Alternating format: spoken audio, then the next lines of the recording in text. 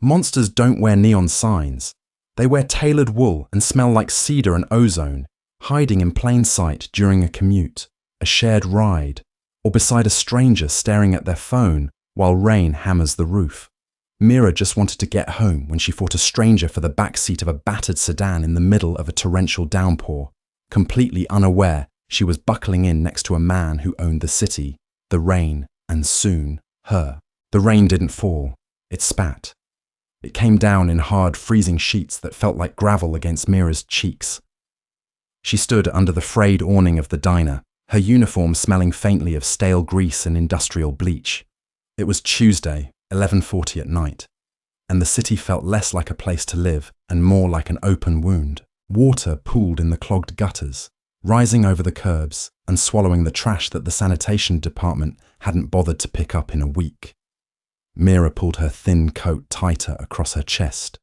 Her phone screen glowed weakly in the dark, water droplets blurring the map where a tiny digital car was allegedly 3 minutes away. It had been 3 minutes away for the last 10. She was bone tired, the kind of tired that settles into the marrow and makes your joints ache. She just wanted her small, drafty apartment. She wanted cheap tea and the heavy, dreamless sleep of the exhausted. Headlights cut through the downpour. A dented black sedan slid to the curb, its tires hissing against the flooded asphalt. The license plate matched. Finally. Mira splashed into the puddle, ignoring the freezing water seeping into her worn sneakers. She reached for the rear door handle. At the exact same second, another hand gripped the plastic. Mira blinked through the rain. A man stood on the other side of the door, stepping off the curb. He hadn't been there a second ago. He materialized out of the deluge like a shadow that had decided to take solid form. "Excuse me," Mira said, raising her voice over the roar of the rain. "This is my ride." The man didn't move. He didn't even look at her right away. He was tall, his broad shoulders as cutting a harsh silhouette against the ambient glow of a distant street lamp. He wore a dark overcoat that looked expensive and entirely out of place in this part of town. The rain slid off the fabric as if afraid to soak in. He turned his head. His features were sharp, etched with a kind of brutal geometry. Dark hair plastered to his forehead, and eyes that were completely, unreadably dark. He didn't look angry. He looked entirely hollowed out. "I need this car," he said. His voice was low, devoid of inflection, yet it cut through the noise of the storm with terrifying clarity. "Great! So do I," Mira snapped, her cynical edge flaring up to mask a sudden irrational spike of anxiety. "Call your own. I've been waiting 20 minutes. The driver, a heavy-set man in a rumpled track jacket, rolled down the window an inch. "Hey, Mira!" he yelled out. "Yes!" she yelled back. The stranger pulled a crisp $100 bill from his pocket and pressed it flat against the driver's cracked window. "Take us both!" The driver stared at the bill. He looked at Mira, drenched and glaring, and then at the man. "I ain't a bus buddy." The man pulled out another 100, pressed it against the glass. The driver swallowed hard. The lock clicked. "Get in, both of you. I'm not sitting out here waiting for the cops to tell me to move." Mira scowled. She didn't want to share a confined space with a stranger, especially one who carried loose, untraceable cash in a neighborhood where people got stabbed for sneakers. But the cold was biting at her neck, and if she refused, she knew the driver would take the 200 and leave her standing in the flood. She yanked the door open and slid across the cracked leather seat, pressing herself against the far window. The man folded himself into the car beside her. He took up too much space. It wasn't just his physical size, it was the sheer gravity of him. The air in the sedan immediately felt thinner. The driver put the car in drive and pulled away from the curb. The heater was blasting, blowing air that smelled of old cigarettes and cheap vanilla air freshener. "Where to?" the driver asked, his eyes darting to the rearview mirror. "My drop-off is in the app," Mira said, her arms crossed over her damp chest. "Oakham 42nd. The driver looked at the stranger in the mirror. The man was staring straight ahead, the erratic light of passing street lamps washing over his bruised knuckles. He was bleeding, just a little. a thin line of crimson tracking down from a cut near his hairline, mixing with the rainwater on his jaw. "Take her first," the man said. "And you," the driver pressed. "Drive north. I'll tell you when to stop." Mira shifted uncomfortably. She glanced at him out of the corner of her eye. The proximity was unnerving. He was perfectly still. Too still. Most people fidgeted, checked their phones, sighed. This man sat like a coiled spring, a statue waiting for the chisel to strike. She noticed his hands resting on his knees. Long fingers. A heavy gold ring on his right index finger, devoid of a stone, but engraved with some sort of crest. He smelled of rain, sharp ozone, and something metallic. Blood and wet copper. "You're bleeding," she said. The words slipped out before she could stop them. Her mother had always told her she lacked a filter. He didn't turn his head. "I'm aware. You want a tissue?" She dug into her cheap canvas tote, pulling out a crumpled, unused diner napkin. She held it out. He finally looked at her. His eyes dropped to the napkin, then back up to her face. For a fraction of a second, something like confusion flickered behind his cold exterior. It was as if no one had offered him anything as mundane as a napkin in a very long time. He didn't take it. "Keep it." Mira sighed, shoving the napkin back into her bag. "Suit yourself. Bleed on the upholstery. See if I care. Just don't get it on my coat. I can't afford dry cleaning." The driver let out a choked, panicked sound from the front seat. Mira frowned, looking up. The driver's eyes in the rearview mirror were wide, terrified. He was staring at the man next to her. Mira didn't know it, but the driver had finally placed the face. He had seen it on a grainy security feed leaked to the local news 3 years ago, right before a federal witness vanished into thin air. He knew exactly who was sitting in his back seat. Arthur Gallagher. Mira just thought she was sitting next to a rude, bleeding rich guy. The wipers slapped back and forth in a frantic, losing rhythm against the windshield. Inside the car, the silence was suffocating. Mira watched the city blur past, the neon signs bleeding into puddles on the dark pavement. The heat from the fence was finally starting to penetrate her damp clothes, but it did nothing to dispel the chill radiating from the man beside her. Arthur Gallagher didn't just occupy the seat, he anchored the vehicle. Mira pulled her knees closer together, trying to maximize the distance between them. She was exhausted, her feet throbbing, her mind a hazy loop of unpaid bills and tomorrow's shift. She didn't have the energy for stranger danger anxiety, so she settled for quiet resentment. "Are you running from something?" she asked, her voice flat. Arthur slowly turned his head. His gaze felt heavy, like a physical weight pressing against her skin. "Why would you ask that? You forced your way into a stranger's car in the pouring rain, you're bleeding, and you paid with a wad of cash." Mira ticked off on her fingers. "I watch the news. Or rather, I watch bad television when I can't sleep.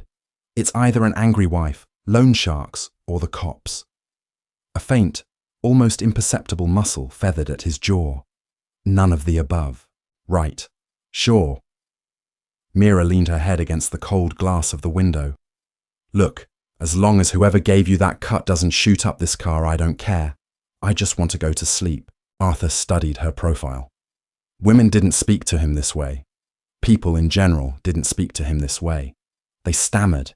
They averted their eyes. They offered him obsequious respect or sheer, unadulterated terror.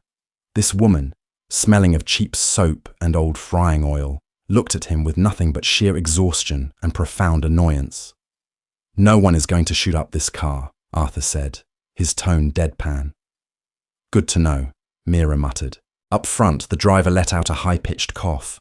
He was gripping the steering wheel so tightly his knuckles were bone white. He took a corner too fast, the tires skidding briefly on the wet asphalt before catching traction. "Hey, easy," Mira snapped at the driver. "I'd like to make it home in one piece." "Sir, sorry," the driver stammered, his eyes darting to the mirror again.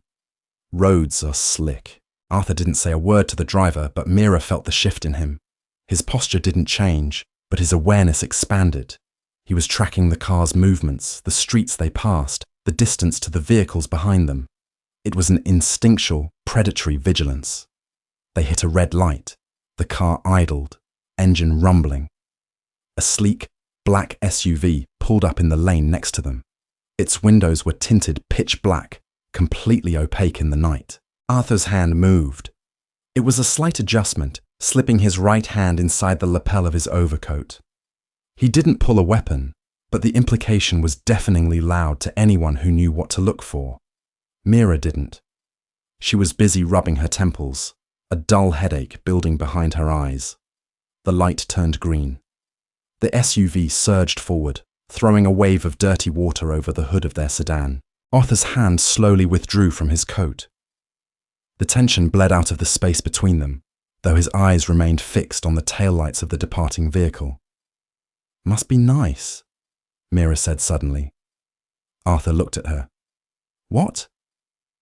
"Having money," she said, nodding toward the thick gold ring on his finger and the edge of a custom cufflink peeking out from his sleeve.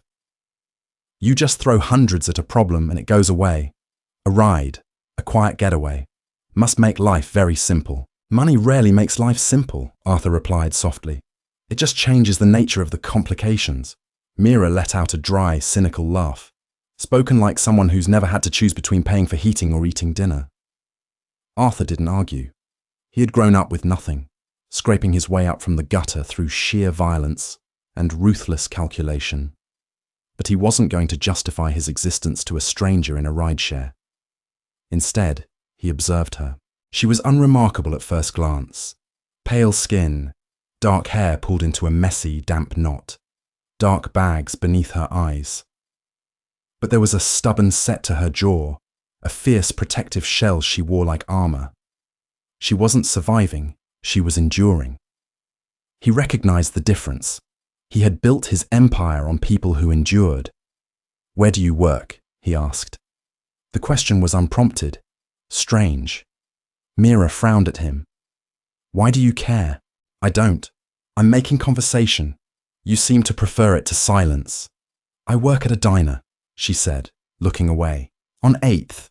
I wipe down tables, serve terrible coffee to terrible people, and clean up their messes. And you hate it." "I hate being broke. The job is just the vehicle for the poverty." She sighed, running a hand over her face. "I don't know why I'm talking to you. You're bleeding on the seat." Arthur reached up, his thumb wiping away the thin trail of blood on his jaw. He looked at the crimson smear on his skin with mild disinterest, then wiped it on his own dark trousers. "I apologize for the mess." The driver slammed on the brakes. Mira jerked forward, her seatbelt locking and biting into her collarbone. Arthur threw an arm across her chest, an instinctual lightning-fast movement, bracing her against the sudden stop. His forearm felt like an iron bar against her sternum. "What the hell?" Mira yelled. Ahead of them, the street was blocked. 2 police cruisers were parked diagonally across the intersection, their red and blue lights pulsing frantically, illuminating the heavy rain in jagged strobes of color. Yellow tape was already being strung between the street lamps. The driver was hyperventilating now. I can't go through. It's a blockade." Arthur withdrew his arm from Mira, his face an emotionless mask, but his eyes were calculating, running through variables at blinding speed. The police weren't looking for him. If they were, they wouldn't use a sloppy blockade. This was local noise, a shooting, a robbery, irrelevant to him, but an inconvenience. "Turn around," Arthur told the driver. "It's a one-way street," the driver panicked. "If I reverse, they'll see me. They might pull me over." "Turn the car around," Arthur repeated. His voice hadn't raised a single decibel, but the tone was absolute ice. It was a command issued by a man who had ended lives for less than hesitation. Mira felt the hair on her arms stand up. For the first time all night, she realized the man sitting next to her was genuinely, profoundly dangerous. It wasn't the blood. It was the absolute, chilling calm. "Hey," Mira said, trying to keep her voice steady. "Just take the alley. There's an alley right there to the left. It loops back to 41st. The driver didn't move, paralyzed by the flashing police lights ahead and the monster in his back seat. Arthur leaned forward, encroaching on the front seat. Listen to the girl. Take the alley. Slowly, the driver swallowed a sob, threw the car into reverse for 3 feet, and wrenched the wheel hard. The sedan bumped over the curb and slid into the narrow, pitch-black alleyway, leaving the flashing police lights behind. The alley was suffocatingly dark, smelling of wet garbage and stagnant water. The tires crunched over broken glass and unseen debris. The driver navigated at a crawl, his breath rattling in his chest. Mira sat frozen against the door. The adrenaline was finally clearing the exhaustion from her brain, leaving a cold spike of clarity in its wake. She replayed the last 10 minutes. The heavy ring, the blood, the absolute paralyzing fear of the driver, the way Arthur's arm had felt across her chest, hard, immovable, violently protective but entirely impersonal. He wasn't running from an angry wife. She turned her head slowly, looking at him. He was already looking at her. In the shadows of the alley, his eyes were pitch black. "You're not a businessman, are you?" Mira whispered. Arthur's expression didn't change.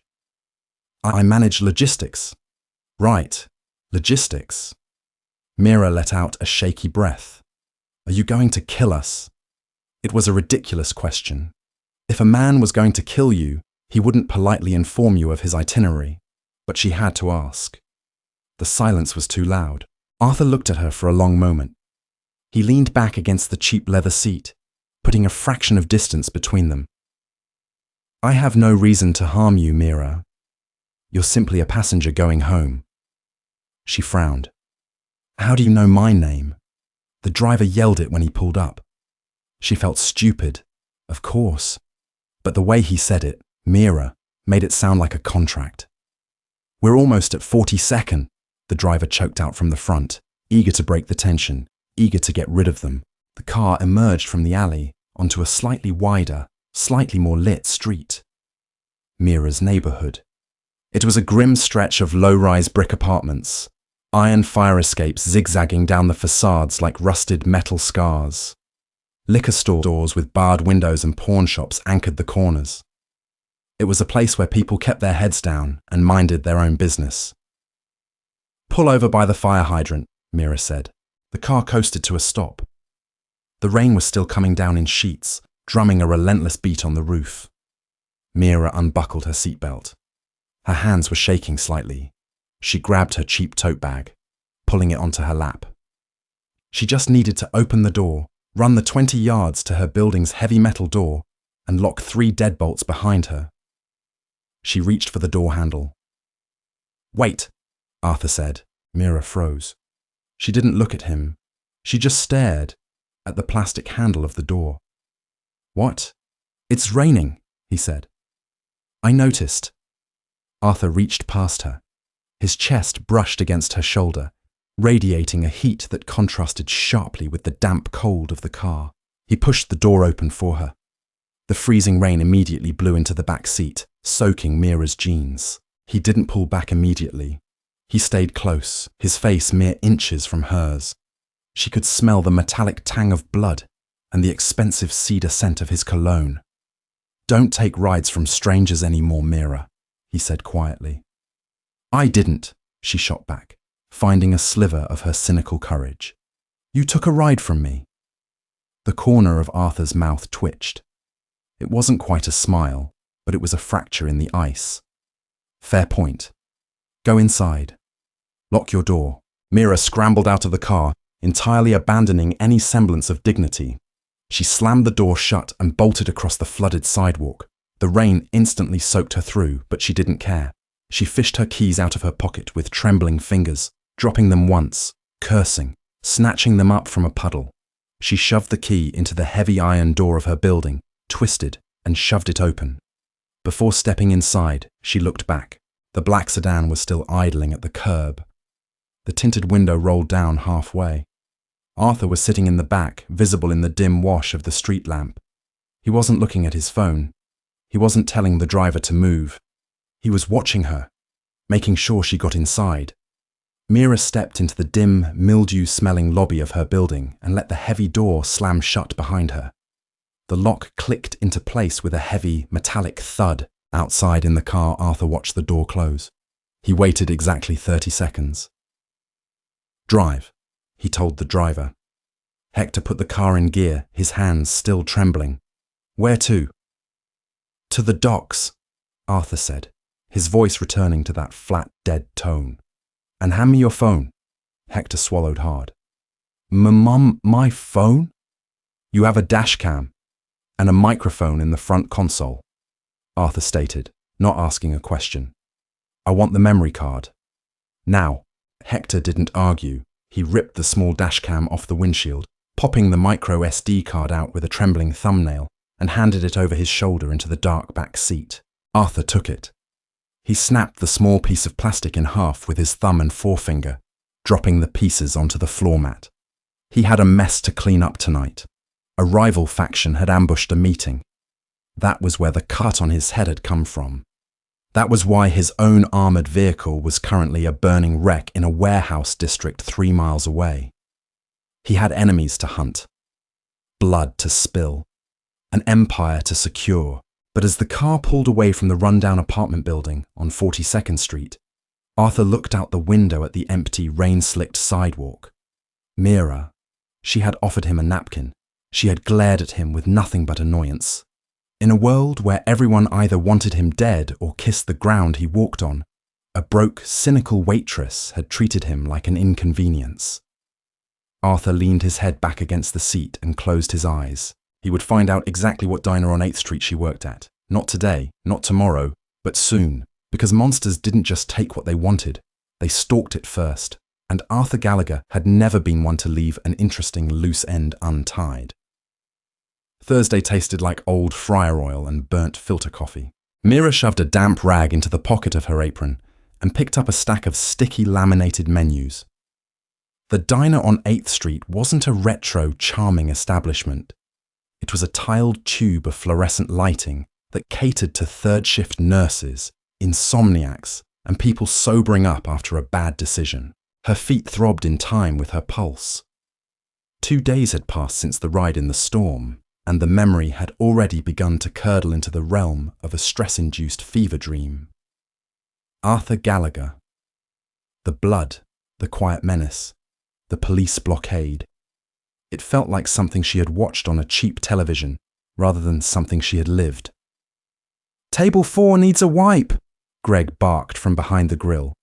He didn't look up, expertly flipping a row of pale, grease-soaked burgers. "On it," Mira said. She walked over to the booth, her worn sneakers sticking faintly to the linoleum. 3 men were sitting there. They wore oversized jackets, cheap chains, and carried the restless, aggressive energy of men who thought they owned the block because they sold baggies of bad powder on the corner. "Hey, sweetheart," one of them said, leaning back. He had a spiderweb tattooed on his neck. "Get me a refill, and don't skimp on the sugar this time."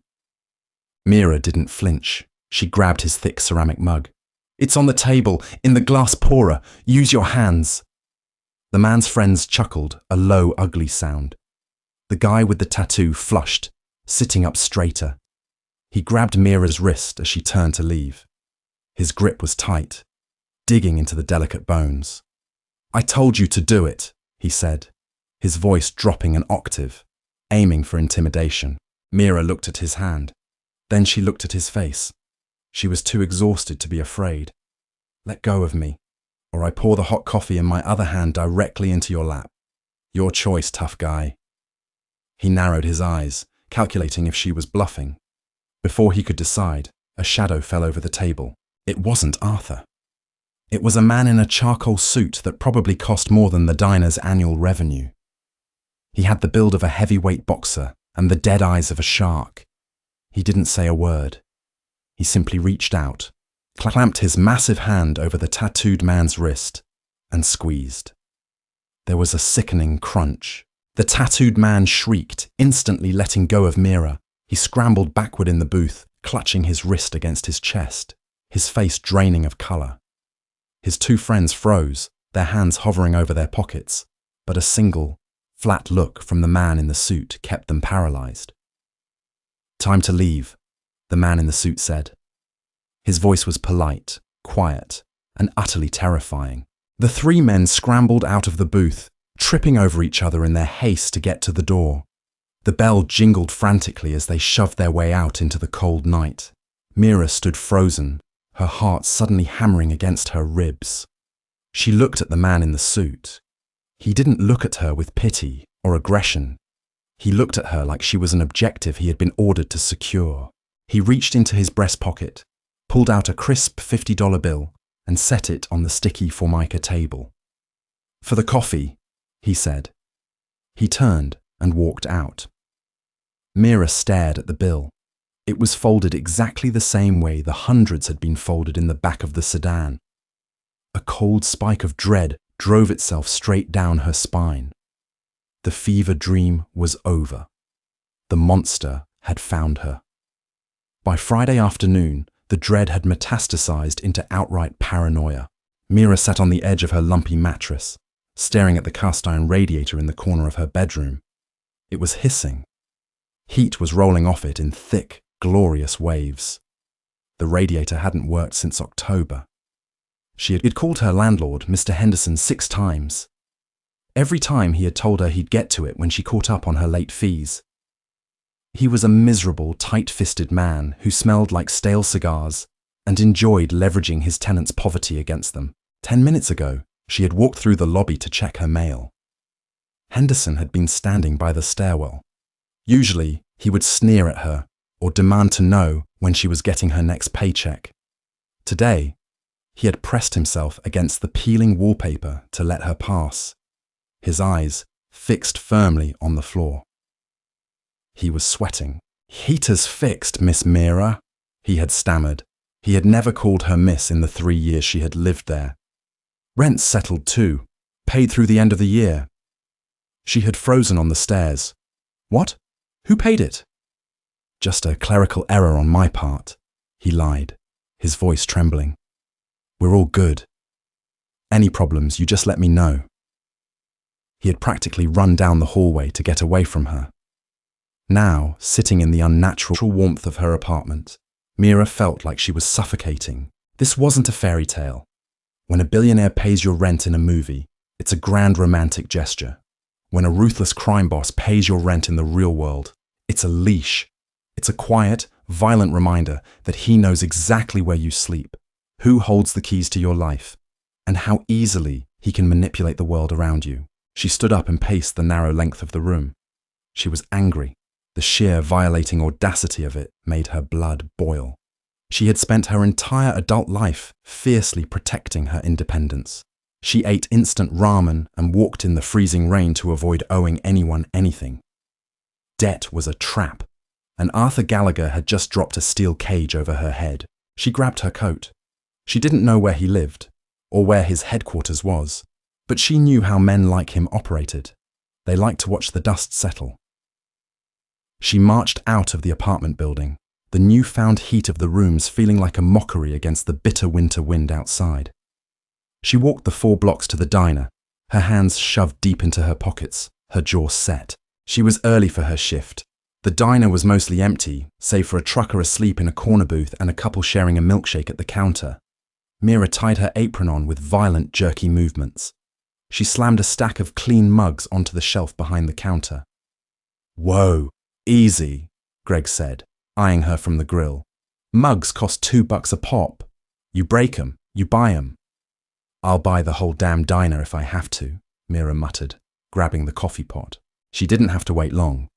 At exactly 10:15, the bell above the door jingled. The shift in the room's atmosphere was instantaneous and absolute. It was a drop in barometric pressure. The low hum of the refrigerator suddenly seemed too loud. The trucker in the corner woke up, took one look at the door, and slowly slid out of his booth, leaving a $10 bill on the table before slipping out the side exit. Arthur Gallagher walked in. He wasn't wearing the heavy overcoat today. He wore a dark, tailored suit that fit his broad shoulders with lethal precision. No tie. The top button of his shirt was undone, revealing the faint shadow of a collarbone.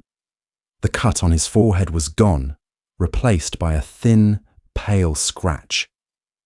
He didn't look around. He didn't swagger. He walked with the heavy, unhurried grace of an apex predator that knew there were no threats in the room.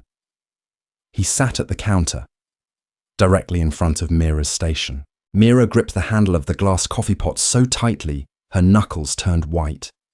Arthur placed his hands flat on the scratched Formica counter. He looked at her. His eyes were the color of wet asphalt, dark and entirely unreadable. Up close, without the shadows of the alley or the frenzy of the rain, the sheer force of his presence was staggering. He was a remarkably handsome man, but it was a harsh, unforgiving kind of beauty, like a jagged cliff face or a sudden drop in the ocean floor. "Black," he said. Mira didn't move. She stared at him, the anger warring with the very primal instinct telling her to run out the back door and never stop. She slammed a thick ceramic mug down in front of him. The sound echoed like a gunshot in the quiet diner. She poured the coffee, letting it splash slightly over the rim. "I don't want your money," she said, her voice low, shaking with a fury she didn't bother to hide. Arthur picked up a napkin. He calmly wiped the spilled coffee from the counter. "You work at a diner. Money is the entire point of the transaction." "You know what I mean," Mira hissed, leaning over the counter, dropping her voice so Greg couldn't hear. "My rent, the heater. The guy in the suit who nearly broke a customer's arm yesterday. Stop it." Arthur took a sip of the coffee. He didn't wince at the heat or the bitter, burned taste. "Your landlord is a parasite. He was in violation of city housing codes. I simply facilitated a conversation about proper property management. As for the man in your diner yesterday, I don't like people touching what isn't theirs." Mira's breath hitched. "What isn't theirs?" "I am not yours," she said fiercely. Arthur lowered the mug. He met her gaze, and for the first time, a flicker of genuine interest sparked in his dark eyes. It wasn't amusement. It was fascination. "You're unprotected, Mira," he stated simply, as if discussing the weather.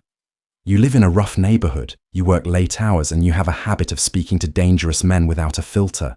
It's a statistical probability that someone is going to hurt you. I've survived just fine on my own for 24 years. Surviving is not living." He leaned slightly closer, the scent of cedar and expensive fabric washing over her, erasing the smell of the grease. "You were shivering in my car. Your shoes have holes in them. You are drowning in a city that does not care if you sink." "And you care?" she shot back, a bitter laugh escaping her throat. "The great Arthur Gallagher, a bleeding heart for the working class? Please, I know who you are. I Googled you." His expression didn't change. "Then you know I am not a good man. I know you're a criminal." "I am a consequence," he corrected softly. "The city is corrupt, Mira. I just organized the corruption. But that has nothing to do with you. It has everything to do with me if you're stalking me." "I'm not stalking you. I'm securing an investment." Mira stared at him, entirely thrown off balance. "An investment? I don't have anything you could possibly want." Arthur looked at her face. He noted the dark circles under her eyes, the defiant set of her chin, the faint splash of freckles across her nose that the diner's harsh lighting couldn't wash out. He had a world of people who agreed with him, who feared him, who would kill or die on his command. But sitting in this car 2 nights ago, this woman had offered him a crumpled napkin and told him not to bleed on her coat. She had looked at the devil and treated him like a nuisance. "I want," Arthur said slowly, deliberately, "to know why you aren't afraid of me." "I am afraid of you," Mira said, her voice dropping to a whisper. Arthur shook his head. "No. You're angry at me. You're inconvenienced by me. But you aren't afraid. When that man grabbed your wrist yesterday, your heart rate elevated, but you didn't panic. You threatened him. Why?" Mira swallowed hard. She looked away, wiping down a perfectly clean section of the counter. "Because fear is a luxury," she said bitterly. "It paralyzes you. If I freeze, I lose my job. If I lose my job, I lose my apartment. I don't have the time to be terrified." Arthur watched her profile. The silence stretched between them, thick and heavy. He reached into his pocket. Mira tensed, expecting a gun, a knife, or another wad of cash. Instead, he pulled out a small, rectangular card. Heavy, matte black cardstock. He slid it across the counter. There was no logo on it, just a 10-digit phone number embossed in silver. "I won't pay your rent next month if you find it offensive," Arthur said, his tone returning to its flat, businesslike cadence. "I won't send my men to clear your tables. I will step back, Mira." She looked at the card, then back up at him. She didn't believe him. "But," Arthur continued, standing up, his imposing height dwarfing the counter space, "if you need something, if the cold gets too much, if a man grabs your wrist and you cannot pour coffee on him, you call that number." He didn't wait for her to answer. He didn't wait for her to take the card. He simply turned and walked toward the door. "I won't call it," Mira called out, her voice unsteady. Arthur paused with his hand on the glass door. He looked back over his shoulder. The neon sign outside cast a faint red glow across the harsh angles of his face. "Keep it anyway," he said. The bell jingled. The door closed. The barometric pressure in the room returned to normal. Mira stood perfectly still. She looked down at the black card sitting on the Formica counter. It looked like a piece of the night sky had been neatly cut out and left for her. She picked it up. It was heavy. She told herself to throw it in the trash. She walked over to the garbage bin beneath the register. She held her hand over it. But as she stood there, the memory of the tattooed man's hand on her wrist flashed in her mind. The memory of the freezing rain.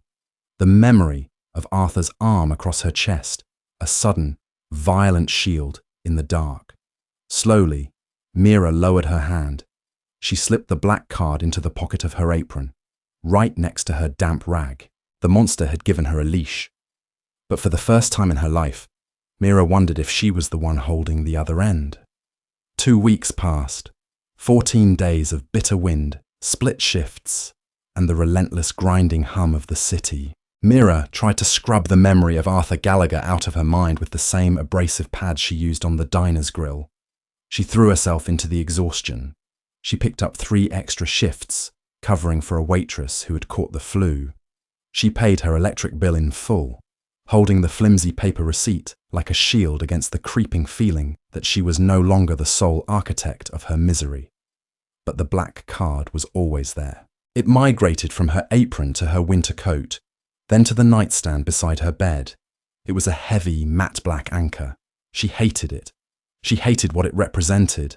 A crack in her armor, a favor she hadn't earned, a lifeline from a man who built his fortune on drowning people. Yet, she didn't throw it away. It was a Tuesday night, a near-perfect mirror of the night she had climbed into that battered sedan. The rain had turned to sleet, coating the pavement in a treacherous, glittering glaze. The diner closed at 2 in the morning. Greg, the cook, had already clocked out, muttering curses about the ice on his windshield. Mira stayed behind to do the final sweep and take out the trash. She hauled the heavy, leaking black plastic bag through the kitchen, pushed open the rear metal door, and stepped into the alley. The cold hit her like a physical blow, stealing the breath from her lungs. She dragged the bag toward the dumpster, her boots slipping on the frozen asphalt. She heaved the bag over the rim. It landed with a dull, wet thud. "Hey, sweetheart." Mira froze. The voice didn't come from the street. It came from the shadows behind the dumpster. 3 figures detached themselves from the gloom. The sickly yellow light from the single alley bulb caught the harsh angles of their faces.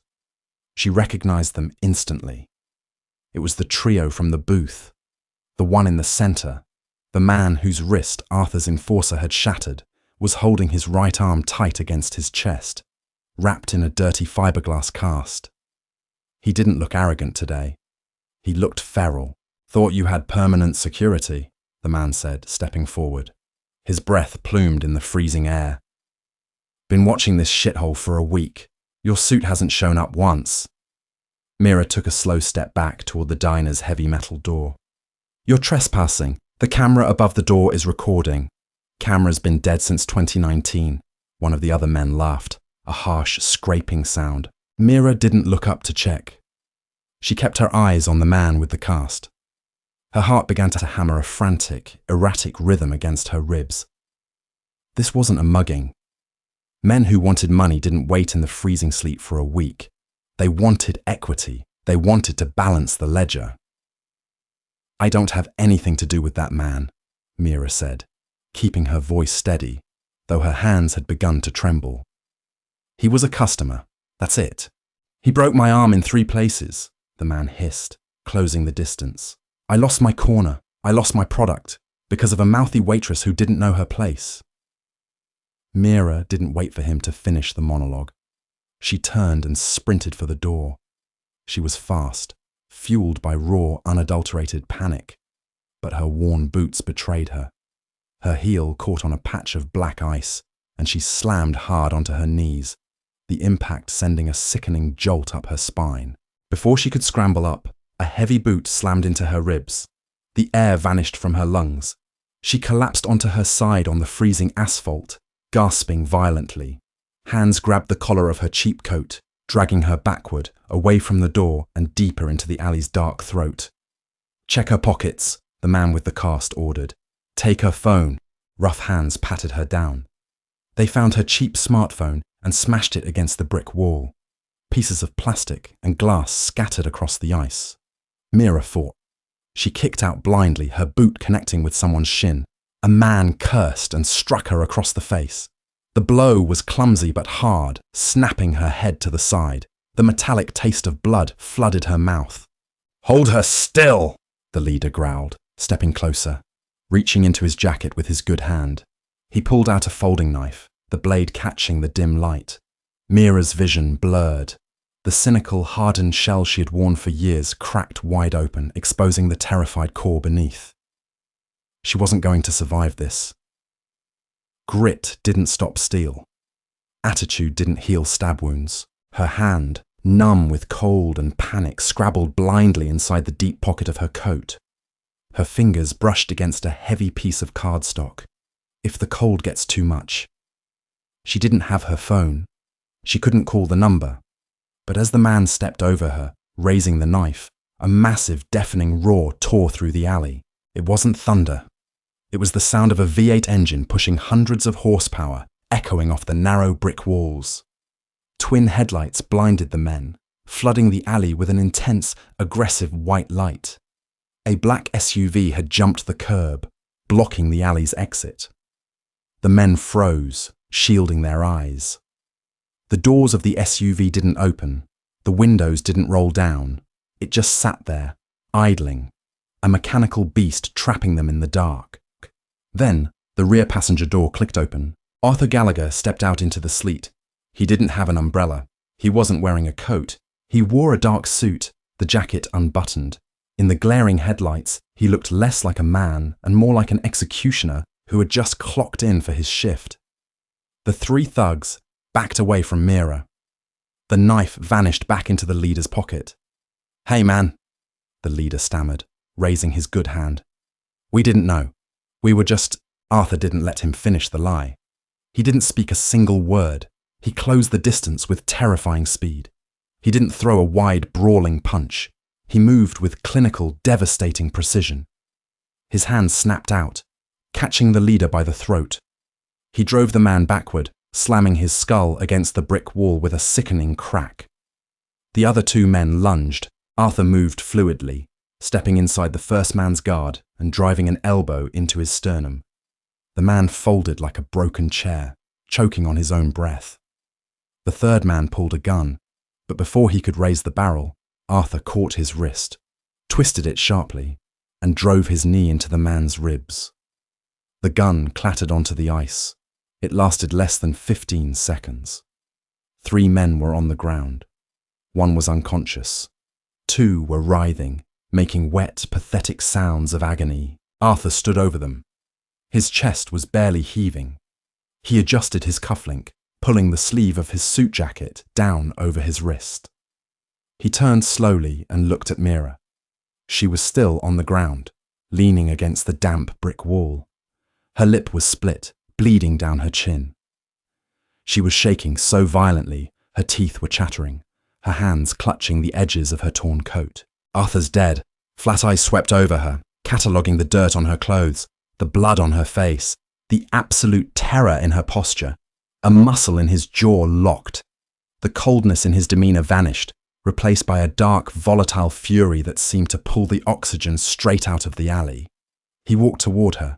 Mira flinched, pressing herself harder against the wall. Arthur stopped a foot away. He didn't reach for her. He knelt slowly, deliberately lowering himself to her eye level.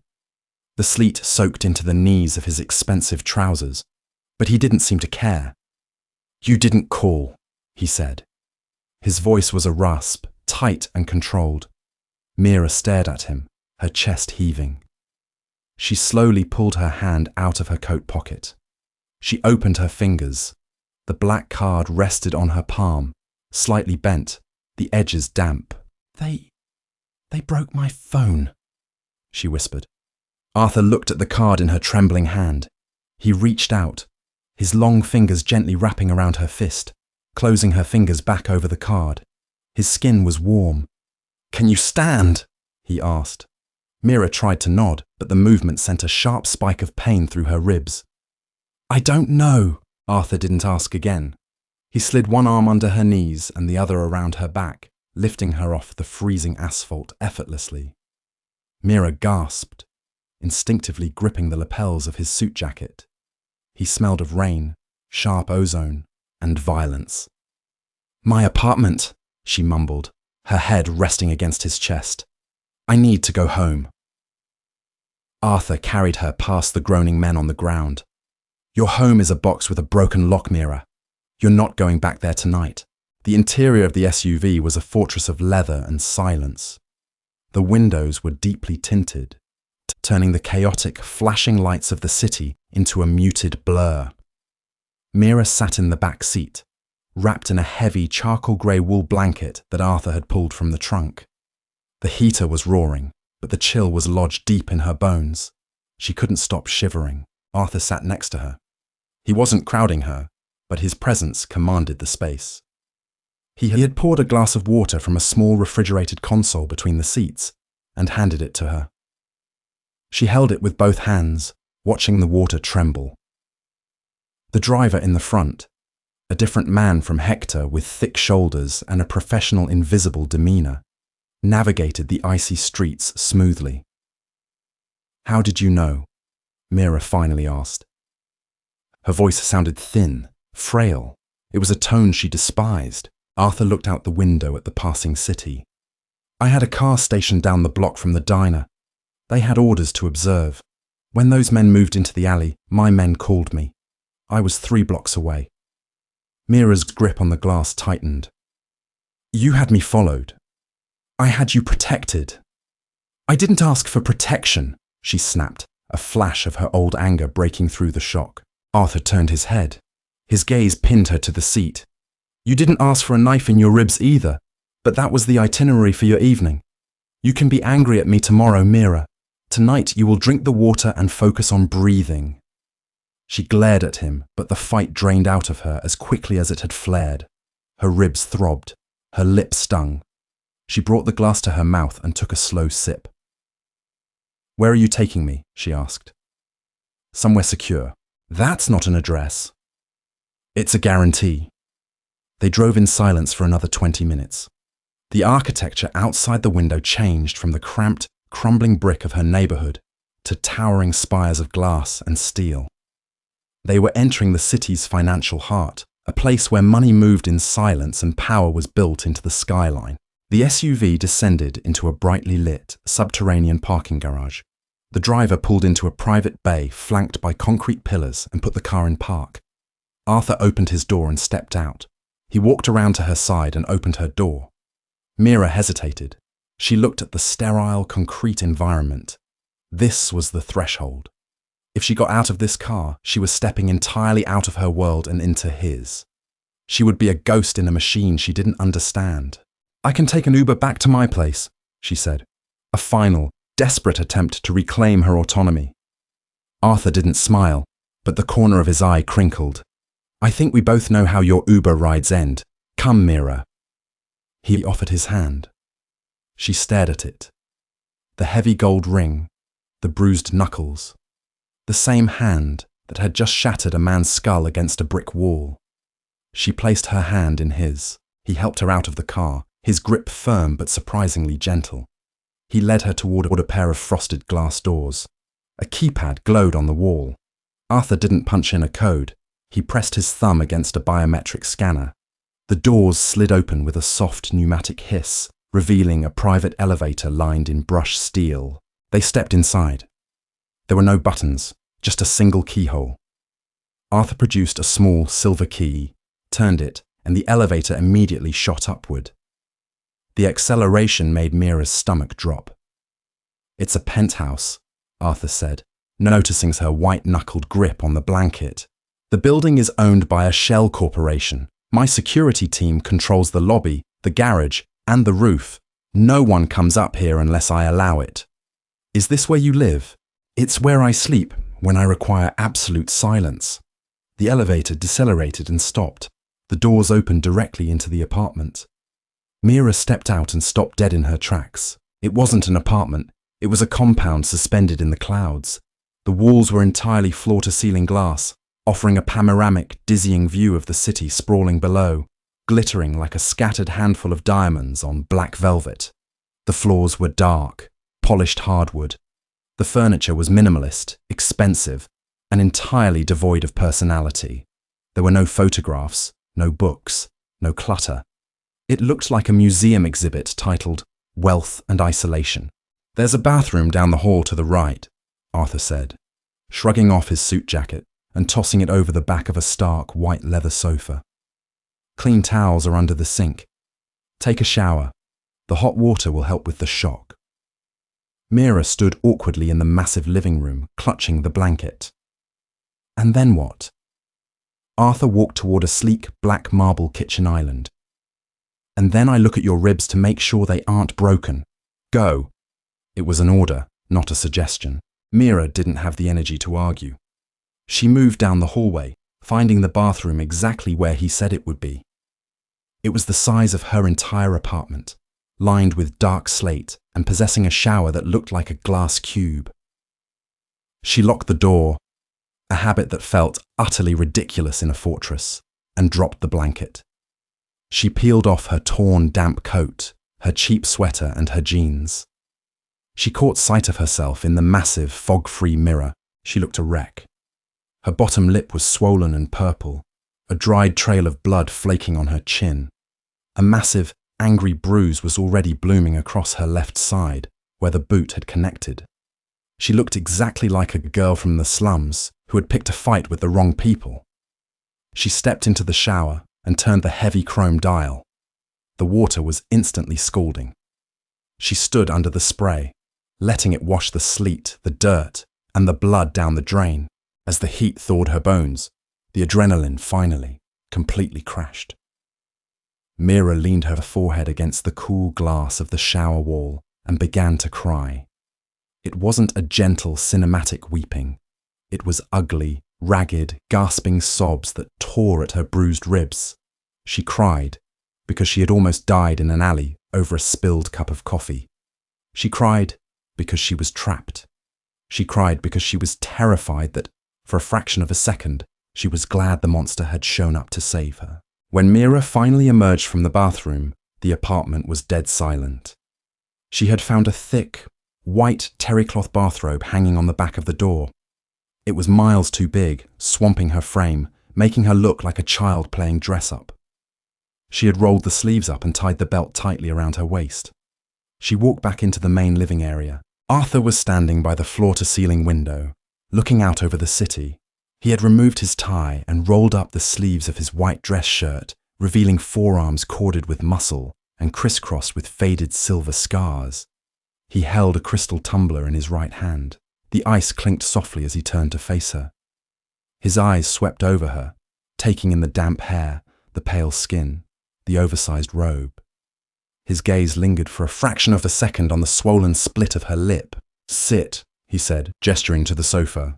Mira walked over and sat carefully, wincing as her bruised ribs protested. Arthur walked to the coffee table and picked up a small, white plastic box. A first aid kit. He brought it to the sofa and sat down beside her. He didn't sit at a polite distance. He sat close enough that his knee brushed hers, bringing with him that overpowering scent of cedar and expensive, clean laundry. He opened the kit, pulling out an antiseptic wipe. "I can do it," Mira said, reaching for the wipe. Arthur didn't give it to her. "Hold still."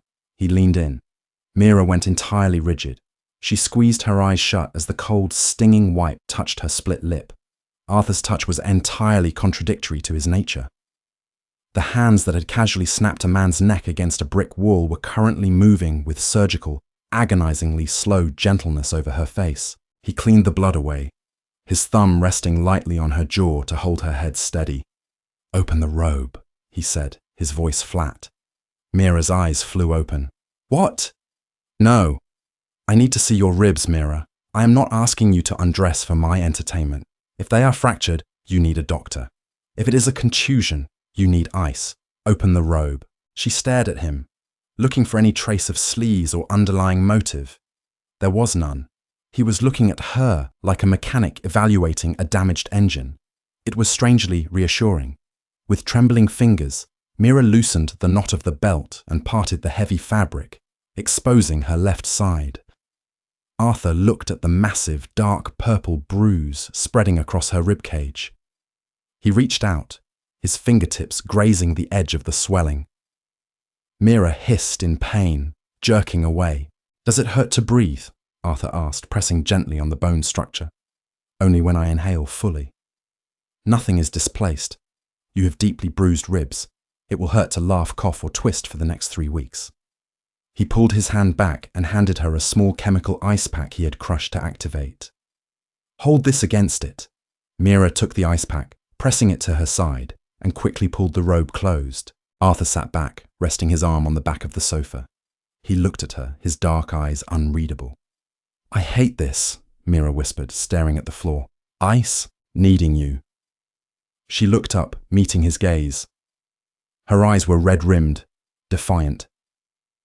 "I have spent my entire life making sure I never owed a debt I couldn't pay. I don't take handouts. I don't ask for help. And now I'm sitting in a penthouse that costs more than I'll make in a lifetime, bleeding on your couch because I couldn't walk to the dumpster without getting nearly killed." "You view survival as a transaction," Arthur said calmly. "A ledger. If someone saves you, you owe them. That is a poor person's mentality, Mira. It is designed to keep you trapped." "And what's a rich man's mentality?" she spat. "Leverage," Arthur replied instantly. "I don't do favors. I secure assets. I eliminate liabilities. You are not a debt on my ledger, Mira. You are a variable I have chosen to manage." "A variable?" She let out a dry, painful laugh. "Is that what you call the women you pick up? Variables?" Arthur's eyes darkened. The temperature in the room seemed to drop 10 degrees. He leaned forward, closing the space between them until she could feel the heat radiating from his chest. "Do not insult my intelligence by pretending you are just another woman to me," Arthur said, his voice a low, vibrating hum that commanded absolute obedience. "I do not bring women here. I do not wipe blood off faces. If I want companionship, I buy it. It is clean, efficient, and easily disposable." Mira swallowed hard. "Then what am I?"